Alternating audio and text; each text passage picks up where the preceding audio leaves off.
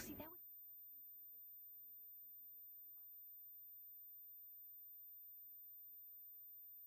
doesn't mention it in the application, but I feel like there's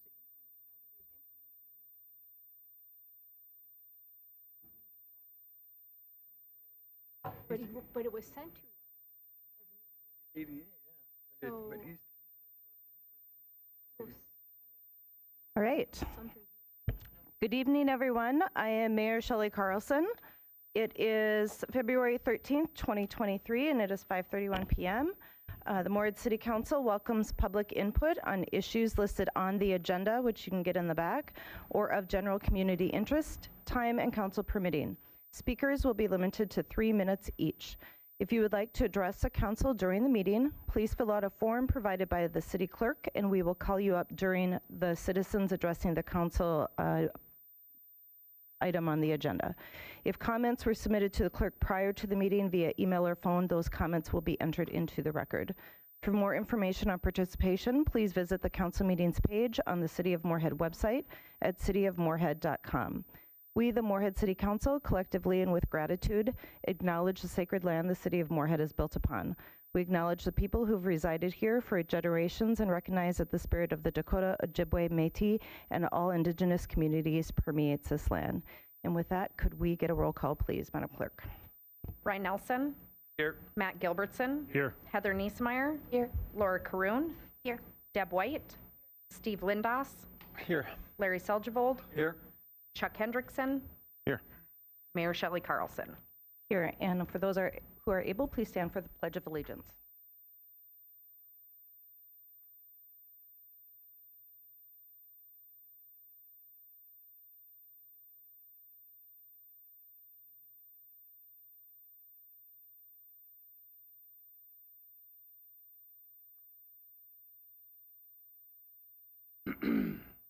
All right, and City Manager Molly, do we have any agenda amendments? We have no amendments to the agenda, Mayor.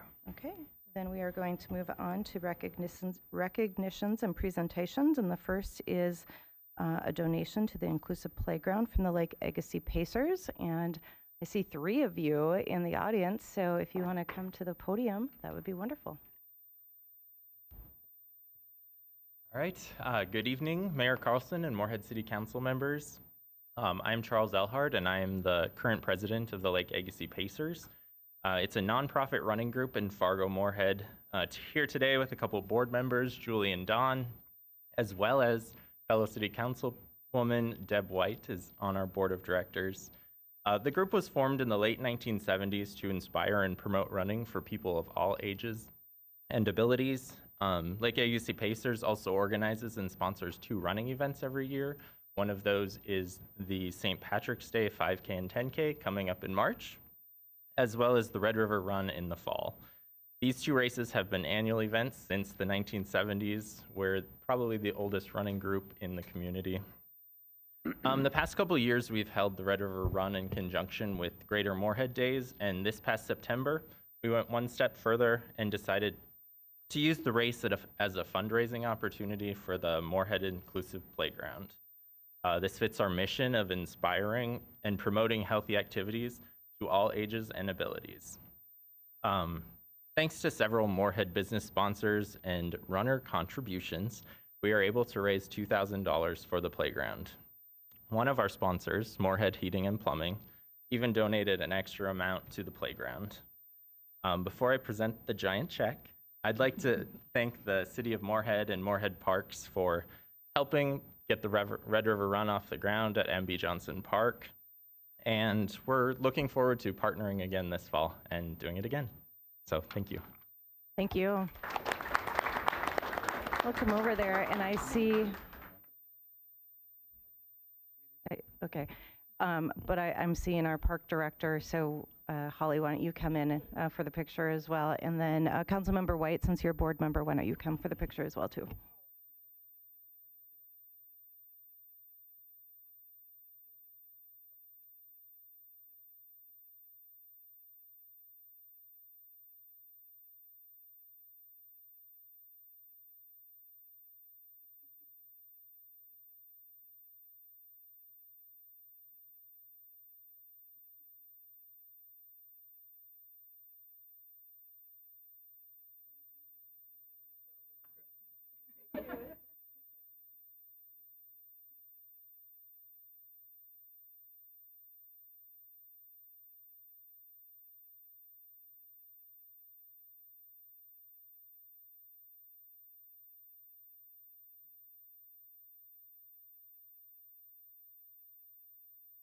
Again, and thank you. And for those who maybe want to participate, I can tell you that the shirts that they get for the race are extremely soft.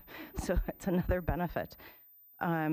Moving on to the next recognition and presentation, I will turn this over to Adam Altenberg to do a presentation on the 2022 Metro Profile and 2050 Baseline Demographic Forecast from MetroCog.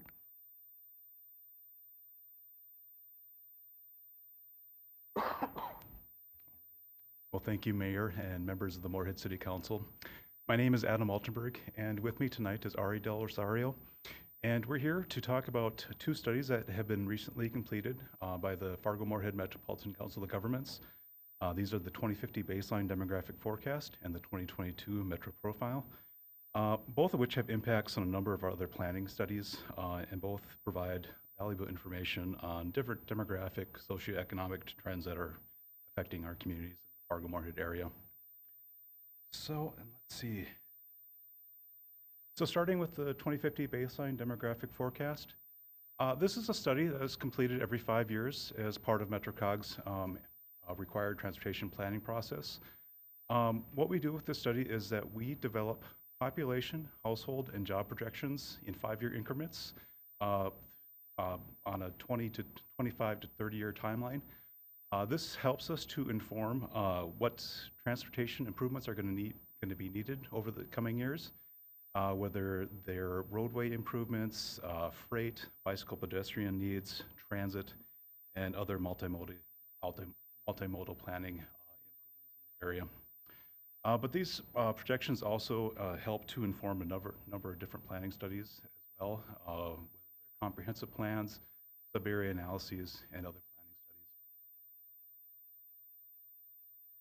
So, with this study, one of the first things that we did is we did reach out to a number of different stakeholders in our community, both through email and through some virtual meetings that we conducted. One of the most important components of this was looking at enrollment projections and getting other strategic documents from every school district in the Cass County and Clay County areas.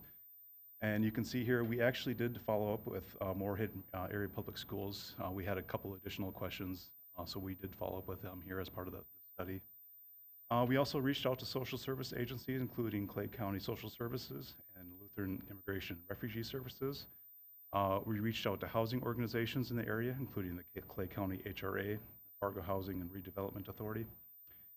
We also spoke with the Home Builders Association of Fargo-Moorhead, and also different economic development entities, including the EDC, economic development organizations with Fargo's cities of West Fargo and Moorhead. We also spoke with Moorhead Inc., Downtown Fargo Community Partnership, and also the Chamber of Commerce.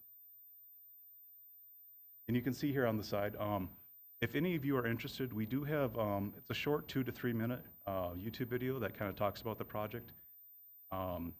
And we also have kind of a 1 to 2 pager that provides some of the projections from this study. They're both on MetroCog's website. So how have our projections compared to actual census or census estimates over the past years? We tried to figure out the best way to show this. So this is, if you look at the blue line here to the left, these are the actual census or census estimates from 2000 to 2020. So 2000, 2005, 2010, 2015, and 2020. And you can see that our projections on average have actually been under what our community is growing. We've been growing on average between 2 and 4% greater than what our projections have actually projected. The only outlier is with our past projections that we developed in 2017. And you can see here, on average, we actually overprojected by about 3.8% for different communities in our area. The only city that we underprojected for was West Fargo, which grew a little bit faster than some of these other communities. Part of the reason for this is with our 2017 projections, we were anticipating that the diversion was going to be happening a little bit faster. We were also anticipating that Horace was going to be developing a lot quicker, which we're starting to see today, but we were a couple years off in some of those projections. So going into how we develop our projections, there are three components that went into our model. These include what we call trend variables, so looking at different age structures, and also industry labor distribution rates. We also looked at what are called dynamic variables, which include birth rates, death rates, and outbound migration. And then we also looked at what are called constants, so looking at the relationship between demographics and households, labor force participation rates, and then gender ratios. So some of the specific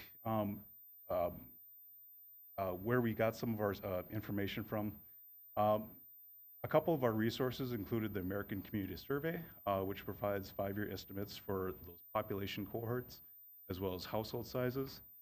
We also looked at the CDC Wonder data system, which provided information on death rates and birth rates. We also looked at the census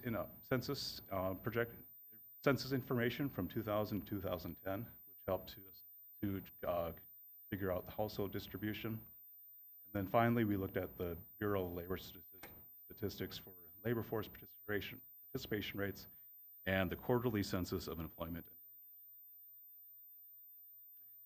So these are just some of the numbers that we first got, which looks at population growth for Cass and Clay counties, as well as our total metropolitan statistical area. And what you can see here is that from 2020 to 2050, we're projecting that our entire area will grow by about 107,000 the next 30 years. For Clay County specifically, we're looking at an additional 28,000 residents from 2020 to 2050. And for Cass County, we're looking at about an additional 79,000 residents. And the next couple of graphs here, before I turn it over to Ari, this just looks at some of the population forecasts that we've developed for different cities and counties in our area. And you can see for Moorhead, we've estimated that there will be an additional 22,000 residents between 2020 and 2050. And then for the area as a whole, we're projecting an additional 107,000 residents over the next 25 to 30 years. For households, we're projecting an additional 8.4 thousand households in Moorhead alone from 2020 to 2050, and an additional 43,700 households in our entire area in the next 25 to 30 years. And lastly, here we have some of the employment forecasts that we've developed. The numbers that we have on the screen are employment forecasts for the entire metro area. For Moorhead itself, which is in our document, we are projecting an increase of about 7,000 jobs from about 35,000 jobs today to 42,000 jobs in 2050. With that, I'll hand it over to Ari. Hey, good evening, everyone. I'm here to talk about the 2022 Metro Profile, which was a study that MetroCog conducted and completed at the end of last year. Just to give everyone an overview of what this document is. So the document is completed by us every year, supposed to be a snapshot of what our metro area looks like using data from the previous year. So this was completed last year using 2021 data. And we do this annually so we can kind of see the trends that have been emerging in our region. And you can see there's a link there on our website. You can find the Metro Profile as well as previous Metro Profiles from other years. To give a brief overview of the contents of this document, the document includes a community profile and information about how our roadways are performing, freight, bike and pedestrian, and transit infrastructure as well. So just a brief overview of the community profile. I won't go into the numbers too much since we just went through the demographic forecast, but from where it stands right now, you can see on the bottom left-hand corner there, population by jurisdiction in 2021, with Fargo accounting for about half of the metro area as a whole, and you can see Moorhead there accounting for about almost 20% of the metro area. And you can see the growth numbers as they've changed throughout the past decade on the bottom right-hand corner there. We also have demographic data showing the median age of our region is still well below the median age of the country as a whole at 32.6 years. A lot of that due to a younger population from the colleges in our area. And you can see that also in the bachelor's degree or higher data there, you can see 39.1%, higher than the percentage of the country as a whole. The percentage of those speaking a language other than English at home, as well as foreign-born, is still below that of the country as a whole, but have been growing steadily over the past decade. And you can see the age distribution in the left, on the bottom left, and racial composition on the bottom right as well. In terms of employment numbers, again, this was from 2021, using 2021 data. You can see on the top right-hand corner there, you can see the trend by month in 2021, still obviously coming back from the pandemic, the unemployment rate starting to fall. There is quite a noticeable gap there between how our metro area is performing compared to the country. Unemployment rate is quite low. Percent in labor force is higher, and the median household income in our area is roughly around that of the country as a whole. Percent of poverty is below that of the country. And a new metric that we did include in this for this year was the working from home percentage. That has significantly increased, as you can imagine, compared to pre-pandemic. And we can expect that that number will continue to grow as well. And we also have the top 10 industries ranked by employment in our region on the bottom right-hand corner. In terms of housing in our area, the average household size in our area is still below that of the country as a whole at 2.32. Again, may have something to do with some of the colleges in our area pulling that number down. Same with the owner-occupied rate is slightly lower than that of the country as a whole at 56.2%. You can see the numbers there for median house price in 2021. We can expect that to continue rising into 2022 when we get those numbers. And then we also have information here about housing units built within the past year by jurisdiction. Also in this document, we have roadway data. You can see the vehicle miles traveled in our region, which had gone up in 2021 compared to 2020. We have vehicle miles traveled per capita, as well as the average commute time in minutes, which is below that of the country, which is at 26.9 minutes compared to our area's 17.6 minutes.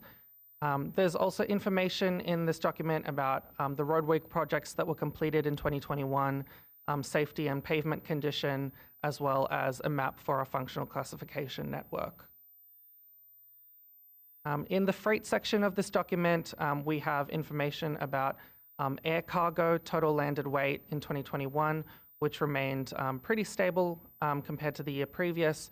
You can see that truck travel time reliability is quite good. The target is 1.5.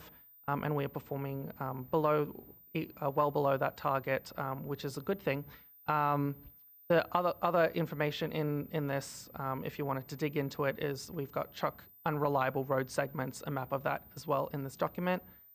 And then there's also information about how our rail and air transportation are performing in our area. Amtrak is still below pre-pandemic levels and has been has taken quite a hit. You can see in 2021, still below even the year previous in 2020. As for air passengers, that has started to see an uptick. The change from pre-pandemic is still below in 2021, but we expect that to be closer to pre-pandemic levels in 2022. And you can see all of that information there, as well as a rail and air map also included in this document. And then we have a bike and pedestrian section in this document, which shows the bike trips. We've been looking at Strava data to get an idea of how that has been changing, as well as we do have in this document our annual bike and ped counts that MetroCog does annually. You can see information there about bike and ped projects that have occurred in the last year, as well as a bike network map. And then there's transit information in this document too. So we can see the total number of passengers on the MAP bus system in 2021, still lower than the year previous. The one interesting thing to note is that the paratransit passengers in 2021 did increase and has continued to see increases in 2022. So we'll be interesting to see how this compares in 2022 to see if there's a little bit of a bounce back from the pandemic in terms of transit. In this document, we also have transit projects that occurred in 2021, including route changes, fares, marketing, and studies. There's a route map in the document, as well as fleet inventory purchases and facility improvements that occurred. And that's it from us. So if you have any questions, feel free to let us know. And as just to let you know as well, since this is an annual document that we do track every year, if there's anything in this document that you feel like would be helpful or is missing that would be helpful to you and your community, feel free to let us know, and we can make sure to have that included in future. Thank you so much, Adam and Ari. Any questions or comments from council? Councilmember White. I just had a couple of comments because I loved reading this. I'm a data nerd. So first of all, I thought it was great to see things that it's not that it's probably new information, but having the data to back it up. So lots of things that we can promote about our community. And so I think as we're out there trying to let people know that this is a place they should move to, knowing that we still have shorter commute time, lower poverty rates, higher income, and lower housing costs. So all of that, it's great to have those touch points with the data that we can use as we're out there talking about our community. I was a little troubled to still see, it's again, not that surprising, but we still have that big gap where we're much lower in terms of owner-occupied residents than they are on a national average. So 56.2% in our area compared to 64.4%. And I think that's just another reason for us to work on making home ownership more accessible to people. And, we want people to come here, but we want them to put down roots and stay here too. And we know that owning a home as opposed to living in an apartment will, help to make them long-term residents of Moorhead. And then really this is one thing that I noticed and wanted your thoughts on it. I noticed that we were above average in non-motorized crashes. There's kind of a big difference there. And I don't know what your thoughts are. Or is that just, I can tell you as a biker, we aren't a particularly bike-friendly community. And so that's how I read it, is just evidence that we would need to do a little bit more to work at raising awareness, educating people, but what were your thoughts on that one? Which one in particular? So it's the non-motorized crashes. Sure. We are above average. Yeah. Right? I don't know if do we have the average for the country up there. I don't know if we do, but maybe I read it wrong. Yeah. Okay. So this is part of our performance measures. So if you wanted to geek even more at the data, there is further information if you look at our performance measures in our resources on our website. So we do track just the number of non-motorized crashes and fatalities in our region, and we also break it up by jurisdiction. It has been relatively stable. We do have targets from, we're on this side of the river, so from MnDOT, we do support the MnDOT safety targets, and those targets are revised every year and they try to lower those targets, so we try to continually get that number further down. generally in our region, we usually see, on the Moorhead side, we see 1 to 2 crashes a year in terms of non-motorized crashes. But yeah, it is an issue that we should be paying particular attention to, and that's something that we look at when we're planning. Great, thank you. Other questions or comments? Councilmember Hendrickson. Thank you very much, Madam Mayor. Adam and Artie, thank you for being here. It's nice to see you outside of the MetroCog headquarters there. Just one little thing, and I could have asked you after the meeting, but I'll ask it now. With most likely employment forecast for Fargo Moorhead, net to 51 or almost 52,000 jobs, that's great. Except it's negative for information, and this is the age of information. So I'm wondering why it was negative. Information jobs include journalists and other media type occupations. That's the only category that we see a decrease in employment. Everything else is positive. Okay, thank you. That explains it. Any other questions or comments? I just have one follow-up question for what Councilmember White was talking about with the owner-occupied homes. Would that have to do with the correlation of the significant high number of percentage of college students? Yeah, that's our guess also, because our median age in the region is lower than that of the median age in the country as a whole. So it's most likely that's the reason for that number. It was interesting. It would be interesting to know, like, if you took out the percentage that were the college students' age, if that percentage would significantly increase and maybe even be above what the national average is. That would be interesting. We can maybe, I'll put that down to take a look at when we go through the data again. Thank you. Thank you so much. This is very interesting, and I think it also goes to really show why sometimes when we have ideas or thoughts about changing our transportation, routes, bike paths, things like that, when you're looking at a 5-year plan, it's hard to insert some things into year 2 after you guys spend so much time developing this every 5 years. So thank you for that. All right, moving on to consent agenda. Do I have a motion to approve the consent agenda? So moved, Niesemeyer. Second, Nelson. Niesemeyer in second. All those in favor signify by saying aye. Aye. All opposed, same sign. I have a motion to approve the meeting minutes from January 23rd. And also move approval. Second. I have Lindas and then second from Hendrickson. All those in favor signify by saying aye. Aye. Any opposed? Same sign. All right, do we have any citizens in the audience at this time who would wish to address the council? Get any citizens in the audience who wish to address the council? Right, moving on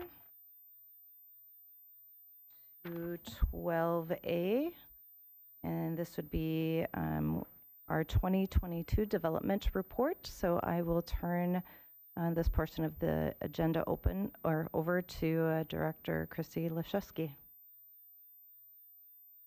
Thank you. Madam Mayor and members of the council, excited to be here tonight to talk about a few of the highlights in the 2022 Moorhead Development Report. There were some really significant long-range accomplishments in 2022, including adoption of the 22 Onward Moorhead Comprehensive Plan, the local option sales tax, which was approved by our voters for a new public library and community center, a $2 million grant from the state of Minnesota to expand our industrial park, completion of the 2021 grade separation, as well as the reconstruction of a significant portion of Center Avenue, hiring of the city's first sustainability coordinator, and reaching Green Step Level 5, which is the highest level in Minnesota's Green Step City program.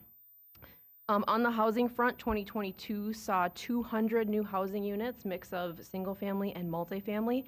We did see a decrease in single family this year because of the rising interest rates, construction costs. Our region was not unique to this, but something that we'll keep an eye on. But the multifamily housing market was right on par with previous years. We had permits issued for Phase 1 Compass Apartments, which is at that former Days Inn site, as well as Standards Flats on A Street connecting to Eventide. We also saw the completion in 2022 of Emery Apartments in South Moorhead, and nearing completion, the North Moorhead Village project, which offers affordable units as well. In downtown, we welcome new neighbors at the Block 37 Flats and 12th and Main buildings. Work began on Fairmont Flats, which is the adaptive reuse of the Fairmont Creamery site in the heart of downtown. And we saw the first large public art installation sculpture, Breaking the Surface, which was completed by local artists Katie Miller and Emily Williams Wheeler. There were also numerous commercial projects and business renovations with over $60 million in building investments in the commercial area.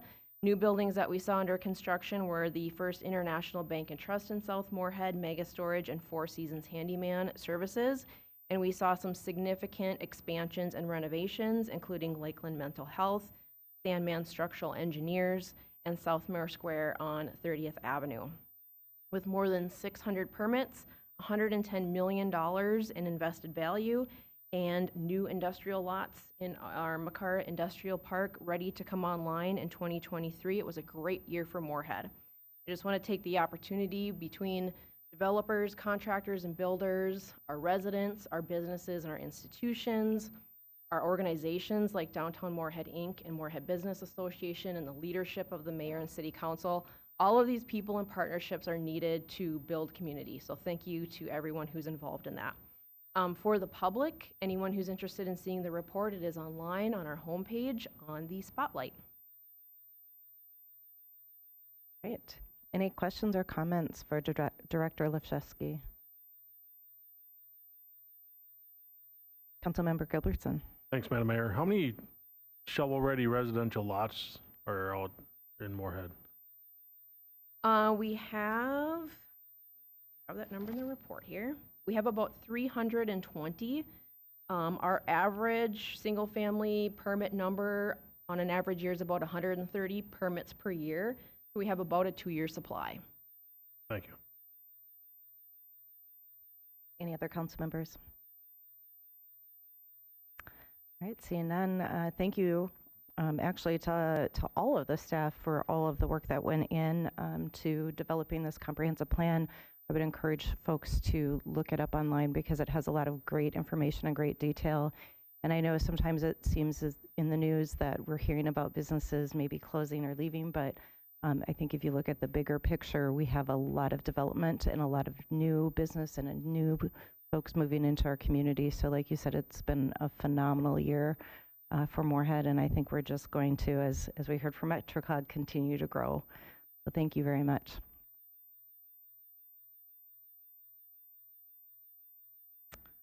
All right, moving on to 16B. And this one I will first, I believe, turn over to City Attorney John Shockley. Thank you, Madam Mayor. Sometimes these appeals come before the City Council. We usually get one about every 2 to 3 years. And I'll just briefly go over the procedure. So the city ordinances provide that when a license is either revoked or denied, the applicant can appeal to the City Council to overturn the decision of the city staff. And so they would be asking the City Council to take action that would be different than what the staff has taken. In this case, we had an application, as you can see in the council packet, for a renewal of a used car dealer license. In accordance with our city code, a background check was performed. It was determined that a misdemeanor had occurred in the background check that was directly related to the business that was being proposed to be conducted. And the police will be able to go through that just briefly with you. Under the city code, section 21-10-2, conviction for a misdemeanor is grounds for a denial of a renewal or suspension or revocation of a license. The notice was sent to the applicant, and the applicant here is tonight appealing it. As a city council, you can affirm what the city clerk has done in denial, or you can overturn that. I will prepare findings of fact consistent with your decision that you would approve as part of your minutes at next meeting. Procedurally, What we'll do is we'll have the city clerk explain the denial, have the police department just briefly touch on the background check, and then the applicant can present their case to the city council. Feel free to ask whatever questions you want of the applicant, and then it's up to the city council to make a decision. It is by majority, so it takes 5 votes to overturn the decision of the city staff. So turn it over to the city clerk to just briefly go over what action was taken. Thank you, City Attorney. So we had received a renewal for a used car dealership. Our licenses, if you recall, for our businesses run January 1st to December 31st. This business turned in their renewal, and our first step in our renewals is to send them over to the police department for a background check. Again, you can see during the background investigations, there was a number of concerns that were found, and I guess I will just turn it over to Chief Monroe for more information on that.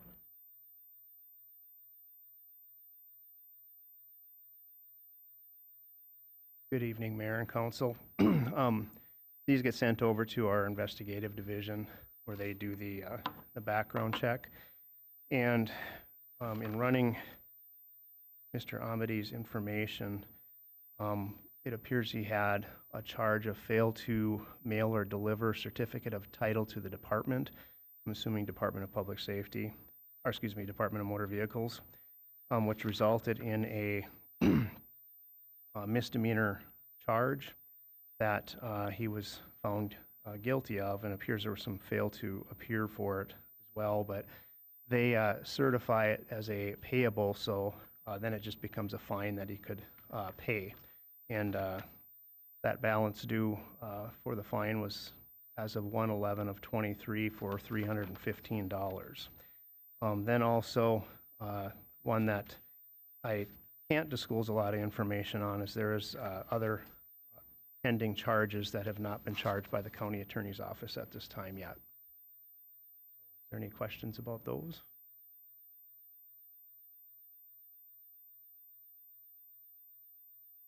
Councilmember Nilsson.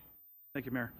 Chief Monroe, is the payable fine that you mentioned on January 11th, has that been paid, or is that still outstanding, or do we not know that? I don't know that. Just as of the time of this background check, when this was ran, as of January 11th, it wasn't paid. It said it was due yet. One thing I will just mention too, when we make these decisions, one thing that I want to make the council aware of, generally, there are times where things will come up on a background check. As long as they are not relevant to the business, it doesn't really throw up a red flag for us. Because this charge was directly related to the business, that's where our concern came in, which is why we are recommending denial of this renewal. Either Madam Clerk or Chief Monroe, can you explain a little bit further how it is directly related? How is the charge directly related to the business? The misdemeanor conviction is the not delivering the title, certificate of title, to the Department of Motor Vehicles. So it's dealing directly with what kind of business he does. And then so is the pending case that has not been charged by the county attorney is also directly related to the business too. Councilmember Niemeyer. Can I give an example just to follow up on that pertinent case? So the title is the title of a car, for example, and this license is for a car selling license.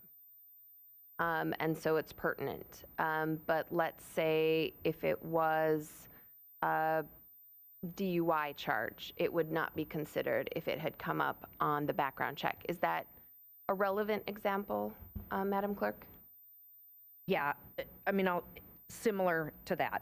Again, someone having a DUI that happened 5 years ago doesn't pertain to them doing business. An example before was somebody had applied for a tobacco license. In a different county, they had gotten charged with selling unstamped cigarettes. That's directly related to what they're doing. So yeah, that's a good example. Perfect, thank you. I appreciate that. Councilmember Soldifold. If you would have paid this fine, would this have been brought up, or is it simply because there was a criminal background? And this was, I mean, is part of the problem and not paying it? Is that, or I mean, it's still There's a conviction that's there for it. It's just that it hasn't been satisfied yet for the fine as of January 11th. Regardless of whether the applicant has made restitution, the conviction is still present. And so it'd be very much, another example of something that would be relevant would be if it was a crime of forgery or fraud directly involving the business, like a payday loan lender having forged documents. Even if they paid the restitution and served time, it would still show up as a conviction. We'd still recommend denial because it would be related to the business. Councilmember Lindos. Thank you, Mayor. So are there, and I'm not sure which one can, which three of you, so you guys get to pick, but when is this a one and done? So if someone has a misdemeanor or something on the background check that shows up as pertinent to that business, is there a certain amount of time that can pass and then you kind of say, okay, let's retry, or so what's the process? Yeah, that's a great question. Under Minnesota law, there is an ability for people who have been convicted, having prior convictions, whether misdemeanors or felonies, to essentially go through a process in which the law deems them to be reformed. And it really looks at the seriousness of the violation and the time that's elapsed. And so using an example, we had, I think years ago, we had an applicant that was applying for a bar license that had multiple DUIs, but they were 4 or 5 years old. And so we looked at that and said that was not a basis for denial because the person had made an effort to correct that behavior. In this case, it's just recently happened, and so that time really hasn't elapsed. And so it's really it's not a perfect equation. You look at the time, the seriousness of the offense, and then what the type of business behavior is. Councilmember Hendrickson. Thank you, Madam Mayor.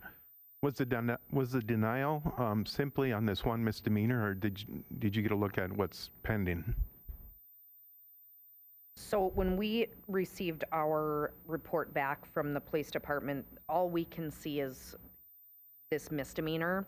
I did reach out to the police department just because there was a note on there regarding the pending charges, but no information could really be given to us. My only question to the police department is this pending charge directly related to the business? At which time it was a yes. Okay, thank you. Councilmember White. I really appreciate that, knowing that this isn't necessarily closing the door permanently, because I am really concerned to know that there are things that are pending that are relevant to it. And so, you know, that if we, were to say, no, we can't approve it right now, doesn't mean that, again, if there was, things that were done later to rectify the situation and get in good standing, that person might not, might be able to apply again in the future. But, to overturn the decision of the staff now when we know that there may be potentially other things would be, to me, a little bit troubling. So more just a comment than a question. Councilmember Nelson. You have one more follow-up question. The permit right now was through 2022, so this was for a 2023 renewal? Correct. Is that correct? Yep. So now it's February of 23. And so is the business currently operating, do we know, or pending this appeal then, I assume, or? Yes. Okay. And then there's a renewal period? I see it looks like this application was December 30th of 2022. It takes some time to do background checks and get that information, right? So for this type of license, do they turn them in the summer or fall? What history do you have with that? Yep. In a perfect world, we send out renewals in September, October-ish. ideally that all their paperwork is turned in, prior to the end of the year. Unfortunately, life happens, so we sort of give them this grace period just out of the kindness of our heart, really.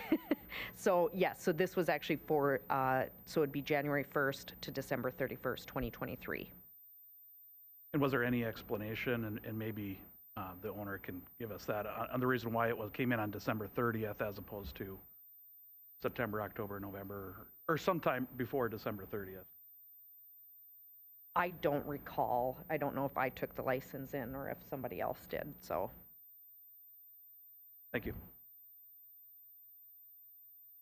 Seeing no further questions or comments from council, Mr. Amity, if you wanted to come up.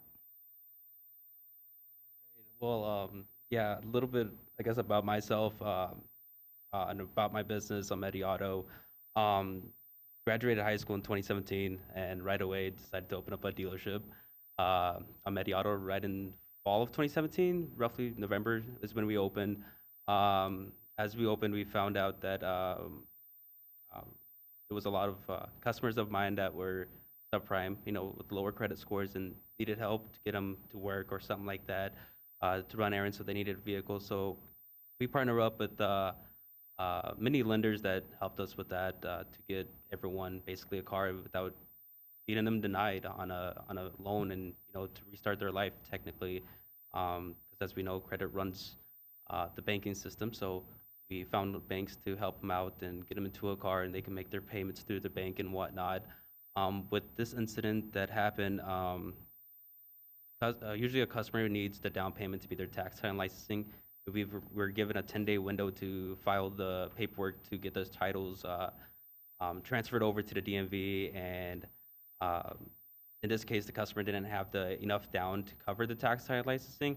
And usually what we will do is either A, we'll cover it and then sign a contract and, you pay us back. But then it was a greater amount where we notified the bank, and the bank didn't want us to be a second lien holder on the title because there's 2 lien holders. There's more of an issue on their end, and that they will drop their loan, and then on their credit report would show that that they would have a balance that's due to them, and it will hurt their credit even more. So once we were notified from the State Patrol that we missed our time frame, we decided to wash that away. We'll pay for it and get it taken care of. And yeah, sorry, I'm a bit nervous, but yeah, that's pretty much it. Thank you, Mr. Amity. Any questions from council? Councilmember Nelson. Thank you, Mr. Amity. I kind of asked the question to staff earlier just about the renewal application. You turned it in on December 30th. What was the delay there on not completing that earlier on? It was because our insurance renewal isn't till December. So by the time, our renewals, we could start renewing our insurance for our renewal is on the 2nd, but we could start renewing it on December. So we were waiting on the renewal of our insurance, so we don't have to, give them two insurances where one's about to expire and then give them another one. So. And then the fine that Chief Monroe talked about, that $315, I think it was, has that been paid? Yes, recently has, yes. It has been paid? Yep.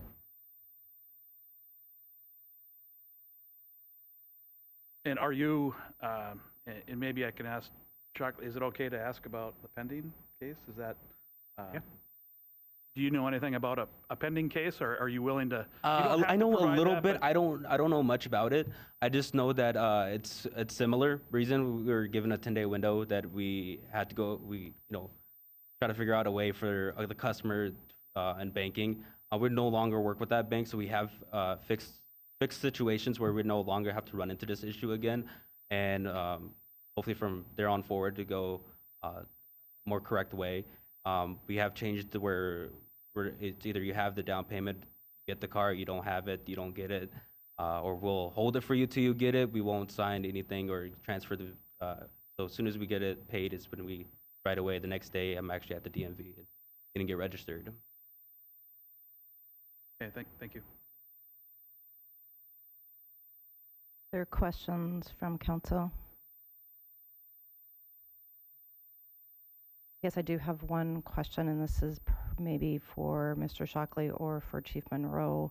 Was the first charge prosecuted by the city prosecutor's office, or is it a misdemeanor charge that would have been prosecuted by the county attorney's office? I'm anticipating that it's the city prosecutor since it's a misdemeanor in the city of Moorhead, but It's not something that we normally deal with. I think you said it was a state patrol. Yeah, it was State Patrol. So, and it's a misdemeanor level case that they certify as a payable offense. So when they do that, it's handled as a petty misdemeanor. So I don't know who handled the case. the reason I'm asking is because typically it would be the petty misdemeanors, and perhaps a few enhanced gross misdemeanor charges within the city limits that would be prosecuted by the city prosecutor's office in criminal cases. But if it's going to the county attorney's office, then, and it's the city of Moorhead case, it would typically be an enhanced gross misdemeanor or a felony. So that's why I'm, the case that's pending we're waiting on the county attorney's office to charge. would the pending case be a possible charge of a gross misdemeanor or a felony then? Yes, of a felony. Felony, okay. All right. Thank you. Councilmember Seldervold. Sure, I commend you for being an entrepreneur. You graduated from high school and started a used car business. I think that's pretty impressive. And I'm thinking of if I was that young. Do you think that part of it is your clientele? You say that their backs are against the wall a little bit financially, and is this a learning curve for you that? It is. I definitely, I mean, being in business for almost about 5 years, a little over 5 years, definitely learned a lot. I mean, the thing is, I'm the type that like to help anyone. I mean, if you ask me to help you some, I'm gonna try and find a way to help you. That's a lot of my friends have said that I am. So everyone makes mistakes and everyone goes through a rough time in life, and I just wanted to, be the one that tells them like, hey, don't worry about it. We could get you into a car. Getting the enjoyment out of a customer's face is just like means a lot more. I mean, somebody that's that kind, usually you got a pretty cushion. You got a big cushion, and a financially cushion that you can help people out, and still, is it? It's a bit tough. Don't get me wrong, it is a bit tough, but I mean, we're pushing it through. We try to get. We're trying to find different avenues. This is just one avenue that we found that, it's a test, basically. If it works, it works. If it doesn't, move on, find something better that would help help someone else out in a different way.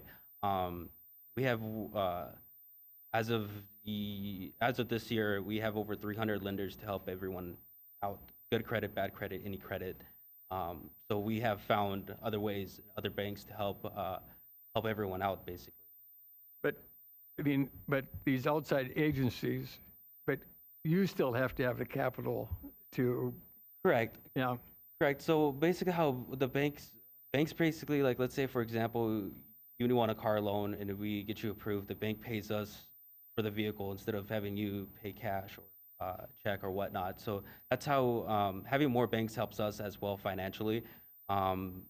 It's basically that's how we work like for financing wise.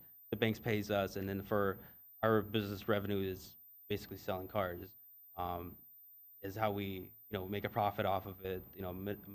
Minimal profit off of it, and then move on to the next one and keep growing and growing. You.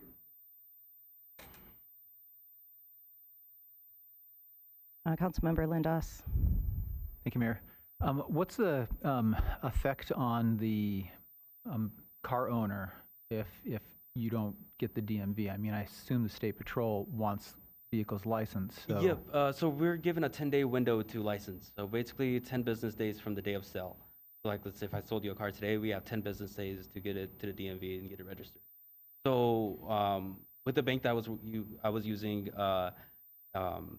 basically your down payment will take care of tax and licensing.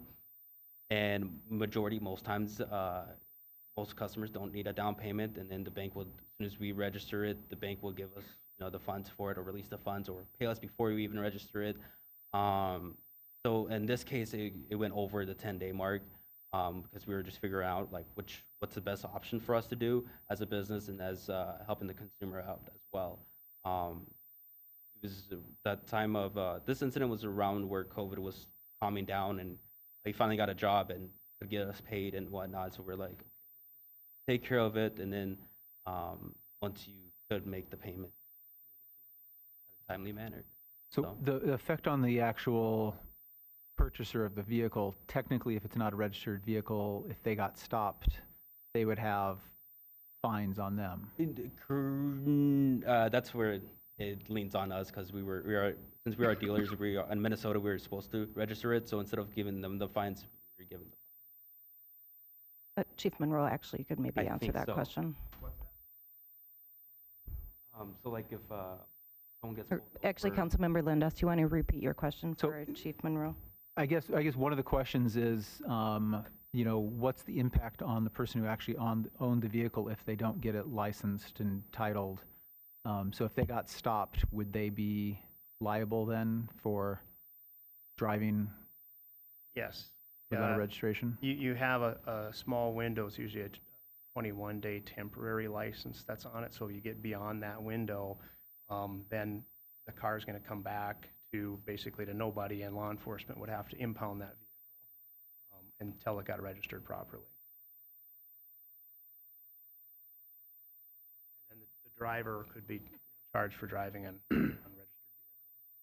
And so in a case like this, I assume that the State Patrol, was it something that when you finally submitted the paperwork, they came back and said, hey, you missed the 10-day window? And we then do get a $2 penalty. So like, let's say if I register on the 11th day. Sir, you might want to get closer to the microphone, please. So like when I would register on the 11th day, I get a $2 fine at the Department of Motor Vehicles that I would have to pay extra type of thing. a $2 fine? Yeah. That's not very much. No, it's not, but it adds up, I guess, if you. Okay. It's for regular consumers as well. Like, if, for example, if you would go into a DMV and not the dealer go into a DMV, you would still get paid that $2 extra fine if you missed a 10-day window. Councilmember Nelson. Going off what Councilmember Lindas was talking about, if there's this fine that's $2 for a day late, I'm sure it's maybe $4 for 2 days. There's probably some type of proration there, right? But how long did this go then before you actually got charged? I'm assuming the State Patrol or the DMV work with dealerships. So can you give some background on that? So in this incident, it was over the 21 days where the customer got pulled over by State Patrol, and then the temp tag was, I believe, expired, if I remember correctly. And then they questioned him on where he purchased the vehicle, and obviously it has our license plates on it still and our sticker, and that's where it comes back to me. So how late was it when that client got pulled over and questioned by law enforcement? He got pulled over on day 22nd, I believe it was, of this. I can't remember exactly the exact date, but it was a lot longer than what it should have been, because as I was, communication with the customer and the bank and all that, was trying to get it resolved where the best route. And then can you, or maybe Chief Monroe, speak to the timeline of when this was charged and convicted and what all that, are we talking a couple weeks ago, or what are we talking? In the Register of Actions, they give a event schedule, and on April 15th of 2022, it says citation data summary, so I'm assuming that's the date the citation was issued. Then on May 20th is first penalty added and late notice sent. On May 23rd of 22, there was correspondence stating that it was certified as a petty misdemeanor. Then on June 7th of 22, a late notice was returned. On June 24th of 2022, it was failed to appear or pay fine in lieu of appearing. Then on the same date, there was a second penalty added, and on August 15th of 22, it was sent to collections. And then, as I stated previously, as of January 11th, it hadn't been collected yet. Thank you. And can you speak, and if you can't, that's okay, as far as the other pending case, when, or do we know dates on that as well? I don't know. And I understand that it's probably ongoing, but I don't know what you can release on that. I wanted to reach out also to the county attorney's office to see, what the delay was, because this is a July of 21 case that has been sent over. My staff, when they did the background check, reached out to the county attorney's office to find out if this is a case that they are planning on charging, and they said yes. So when I got this before council, I reached out to them to see if they had a time frame for when that was going to happen, and I just haven't had a return call yet. Thank you.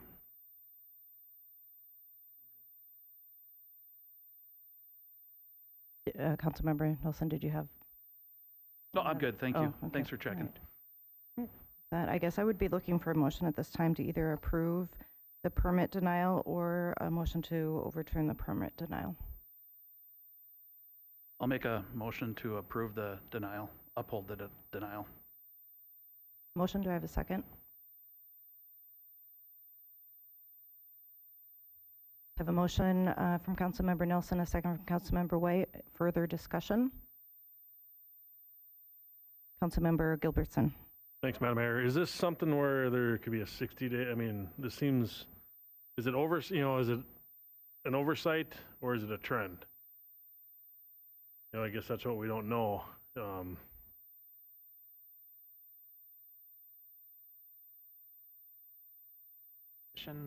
it, that's certainly within your authority as the council. Here to assist the council. This is really, you're in the driver's seat, so to speak. No pun intended. So City Attorney Shockley, along those lines of the question with Councilmember Gilbertson, if the council had wanted, if the council would like to do some type of amendment or something along the lines to maybe continue with the motion until such time they hear back from the county attorney's office, since there are pending felony charges. You could, since you have a motion on it, you could table it until you hear back from the county attorney's office. Under the ordinances, during the time of the appeal, everything's held in abeyance, so you would be able to continue operating until you'd vote on the motion. If that's the route that the council wanted to go. So it brings up another question. If we deny that, does he have 30 days to move his inventory, or is he selling cars illegally tomorrow if we? After the council action, it would become final. It would be Wednesday. He'd have to cease sales. If you wanted to give him additional time to wrap up business, you could do that also. Any other questions or comments for discussion? Councilmember Karoun. Thank you, Mayor. I like the lines that Councilmember Gilbertson is thinking. To me, it feels like for a paperwork snafu, that not being able to do business at all for a year, is it? Feels like a lot, as someone who's also been an entrepreneur, and especially a young entrepreneur in our community. So I would be in favor of thinking of maybe a shorter term.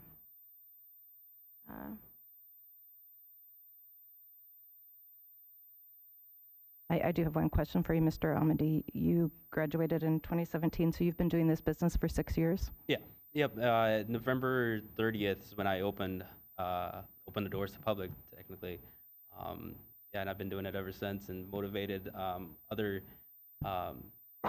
people my age to go out there and start it. I mean, start your own business type of thing is been heavy. I've motivated my nieces and nephews to, once they grow up, is to start something. You know, there's only two ways in life to be successful: is either A, open up a business, or B, go to college.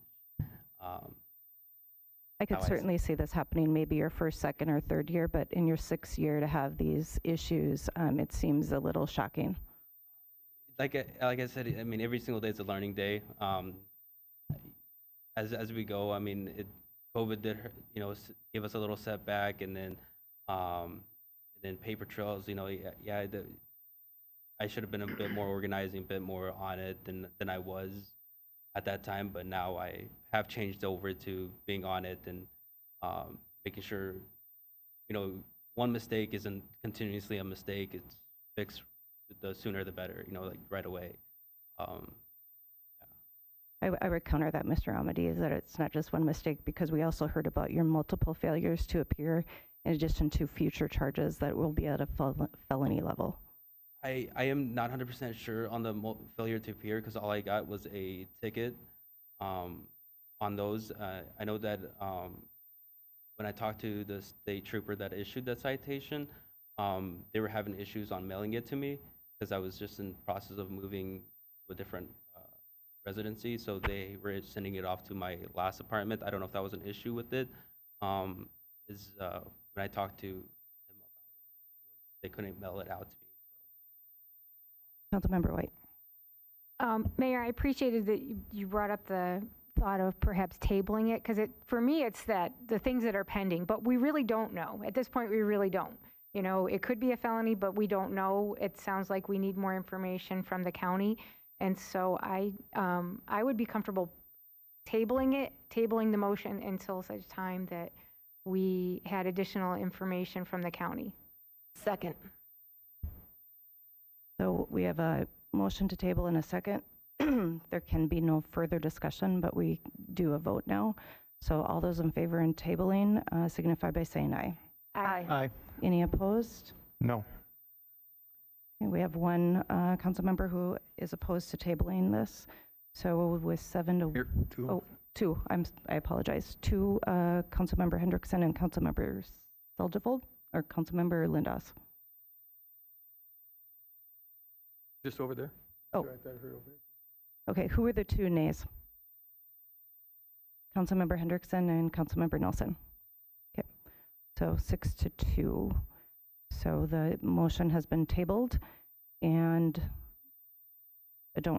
did you state when it would be brought back, or We have additional information from the county prosecutor's office, right, regarding the pending charges.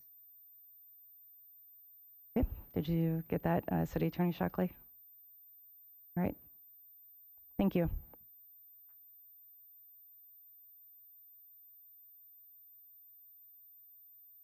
Moving on to mayor and council reports. Do I have any council members who have reports to make?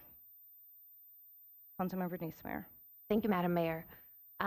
There was an open house, a ribbon cutting for the Resource Recovery Center on January 31st, and it was super cold, but it was super fabulous. Lots of the public and lots of members of Clay County and the city of Moorhead were out for the first dumping of trash in the Resource Recovery Center.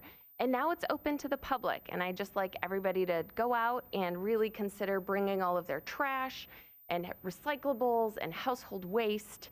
I know it's really exciting, but it's a wonderful space, and it's now open, and you can go out and check out all of the great stuff. And so if you're wondering where it is, it's 3322 15th Avenue North.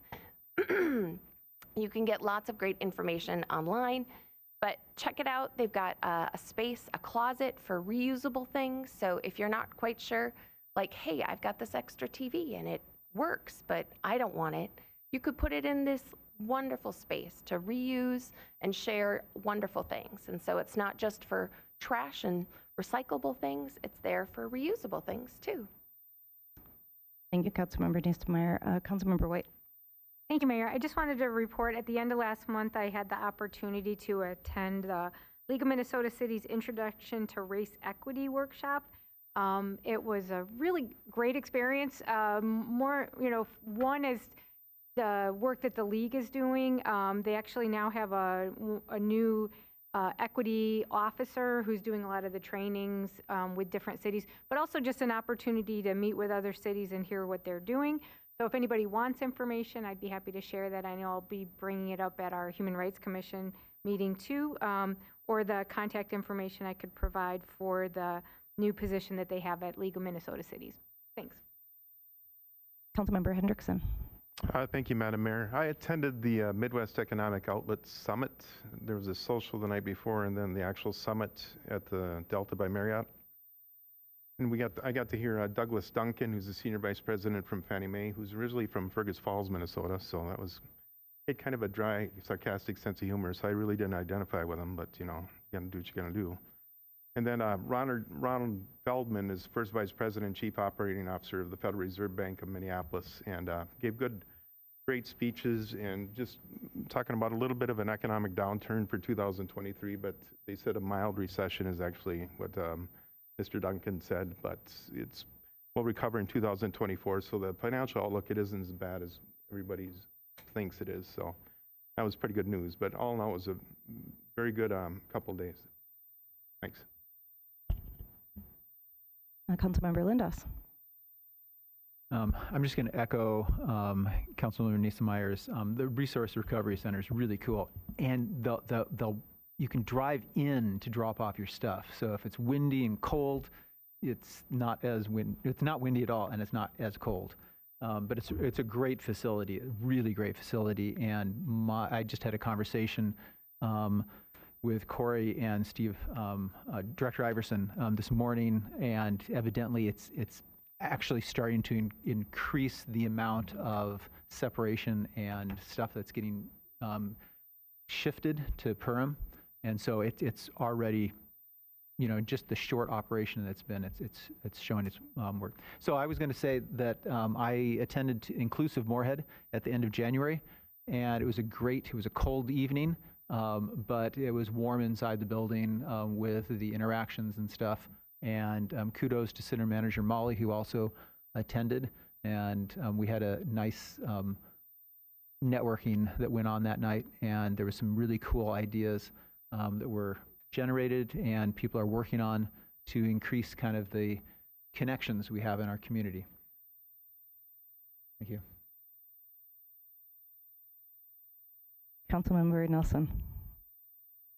We've had a couple meetings now with the new Red River Regional Dispatch Authority Board, so just some of the work that's going on there is starting discussions on the new facility. Obviously, this group has probably been updated over the past year, but obviously we've overgrown our current site, so just looking at that in the future, just to keep our eyes on. So maybe Mayor Carlson can dive a little deeper if she wants to on that, but that's all I have to report for today. Any other council members? All right, seeing none, from Mayor report, January 25th, council members Karoon, Hendrickson, Lindas, and City Manager Molly, and our Governmental Affairs Director Lisa Bodie and I attended the Coalition of Greater Minnesota's Legislative Action Day. We were able to hear from Governor Waltz. Also, we're able to meet for a significant period of time with Senator Kupek and Representative Joy. Representative Keeler did meet us for supper and was able to have a good conversation with our Governmental Affairs Director, Lisa Bodie. Just wanted to let everyone know that Governor Waltz did put our $24 million flood request into his budget. And thank you to Representative Keeler for sponsoring House Bill 349, which is also our flood mitigation bill. So hopefully with both, and I would anticipate our other representative and our senator will sign on. So hopefully with this might, I don't even want to say it out loud, but it could potentially be the last time we ask for flood mitigation funding to fulfill the diversion component of the city of Moorhead. So fingers crossed that continues to go through. In regards to the diversion itself, I did have a finance meeting on the 25th. Attended virtually since I was in St. Paul. The funding is going well, but continuing to monitor to ensure that we don't need to monitor the funding to ensure we don't need to seek more funding. with inflationary costs or have to dig into our contingency fund. The 26th was able to attend the diversion board meeting when I got back from St. Paul. The new chair of the diversion this year is Mayor Mahoney from Fargo, and the vice chair is Kevin Campbell from Clay County Commission. That night also was the Home Builders Association New Year's Eve event that Councilmember Lindas and Councilmember Gilbertson both attended with myself. We will continue to educate both the builders and also individuals who are realtors and individuals who are seeking to buy in Moorhead, since we do have a lot of positive things happening in our wonderful community. And Councilmember Gilbertson did an excellent job of providing some more information to the builders and the realtors about Moorhead. The Moorhead Clay County Joint Powers Agreement or group met on the 27th. We're continuing to acquire flowage easements on this side of the river. And let's see. And yes, for the Red River Valley Dispatch Center meeting, we're continuing to look at and reviewing plans. Sanford is not going to be part of the dispatch center in the future as we had hoped, but we are going to still be moving forward, and likely location will be right next to Sanford off of the interstate. So that is all I have. Oh, one quick thing too. I did sign a proclamation with Mayor Olson, Mayor Mahoney, and Mayor Dardis declaring February 14th, 2023 to be Murdered and Missing Indigenous Women Awareness Day. Basically, there is a lot of very sad statistics according to the U.S. Department of Justice. More than half of all Native American women have been raped, beat, or stalked by an intimate partner, and more than 4 in 5 American Indian and Alaska Natives have experienced violence in their lifetime. So all of the mayors are declaring tomorrow Murdered and Missing Indigenous Women Awareness Day. So with that, I will turn it over to you, City Manager Molly. Thank you, Mayor. I have no updates tonight. Okay. And we do not have an executive session scheduled, and I do not believe there is any new business. So it is 6:48, and with that, we are adjourned. Thank you, Moorhead.